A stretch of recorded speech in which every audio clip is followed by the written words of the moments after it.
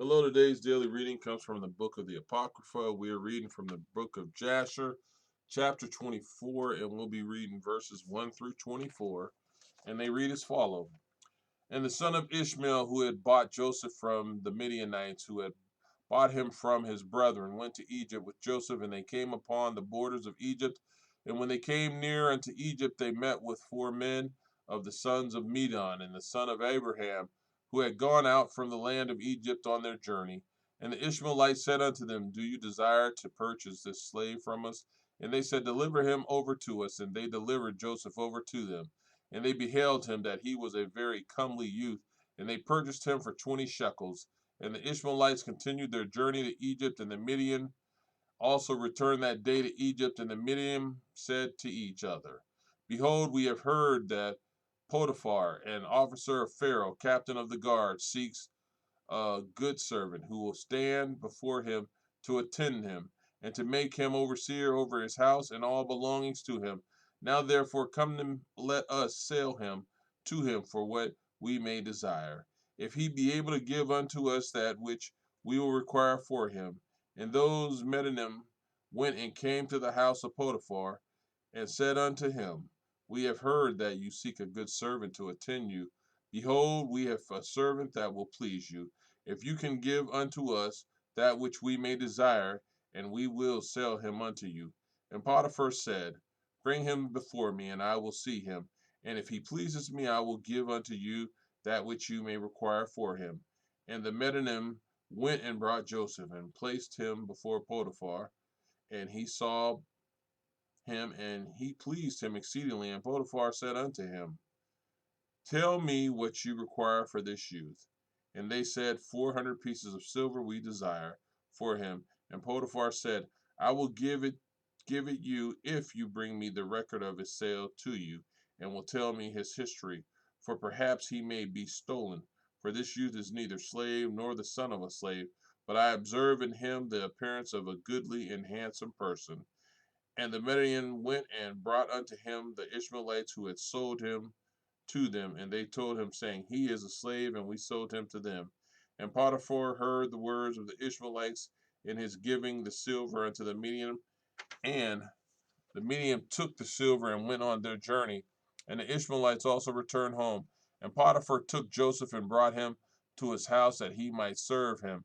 And Joseph found favor in the sight of Potiphar, and he placed confidence in him, and made him overseer over his house, and all that belonged to him he delivered over into his hand. And the Lord was with Joseph, and he became a prosperous man. And the Lord blessed the house of Potiphar for the sake of Joseph. And Potiphar left all that he had in his hand of Joseph, and Joseph was one that caused things to come in and go out, and everything was regulated by his wish in the house of Potiphar. And Joseph was 18 years old, a youth with beautiful eyes and a comely appearance, and like unto him was not in the whole land of Egypt. At that time, while he was in the master's house, going in and out of the house and attempting his master, Zelicah, his master's wife, lifted up her eyes toward Joseph, and she looked at him, and behold, he was a youth comely and well favored. And she coveted his beauty in her heart, and her soul was fixed upon Joseph, and she enticed him day after day. And Zelicah persuaded Joseph daily, but Joseph did not lift up his eyes to behold his master's wife. And Zelicah said unto him, How goodly are your appearance and form! Truly I have looked at all the slaves, and have not seen so beautiful a slave as you are. And Joseph said unto her, Surely he who created me in my mother's womb created all mankind. And she said unto him, How beautiful are your inhabitants, are your eyes, with which you have dazzled all the inhabitants of Egypt, men and women. And he said unto her, How beautiful they are while we are alive. But should you behold them in the grave, surely you would move away from them. And she said unto him, How beautiful and pleasing are all your words! Take now, I pray you, the harp which is in the house, and play with your hands, and let us hear your words. And he said unto her, How beautiful and pleasing are my words when I speak the praise of my God and his glory. And she said unto him, How very beautiful is the hair of your head! Behold the golden comb which is in the house. Take it, I pray you, and curl the hair of your head. And he said unto her, How long will you speak these words? Cease to utter these words to me, and rise and attend to your domestic affairs. And she said unto him, There is no one in my house, and there is nothing to attend to, but to your words and to your wishes.